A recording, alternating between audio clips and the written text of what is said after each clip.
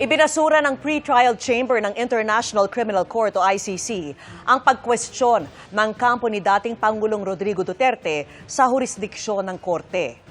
Sa argumento ng kampo ni Duterte na hindi sakop ng ICC ang Pilipinas dahil kumalas ito sa Rome Statute noong 2019, ipinunto ng pre-trial chamber na November 1, 2011, sumali ang Pilipinas sa ICC at February 8, 2018, nagsimulang mag-imbestiga ang ICC prosecutor.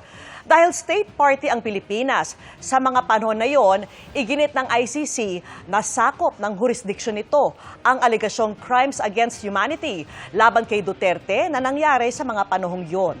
Bukod dyan, kahit kumalas na ang Pilipinas sa Rome Statute, patuloy itong nakipag-ugnayan sa korte, gaya ng paghiling ng gobyerno ni Duterte na ipagpaliban ang investigasyon noong November 2021 at pakikipag-ugnayan ng kasalukuyang administrasyon kaugnay ng pag-aresto kay Duterte nitong Marso. Sinisika pa naming kuna na pahayag ang kampo ni Duterte.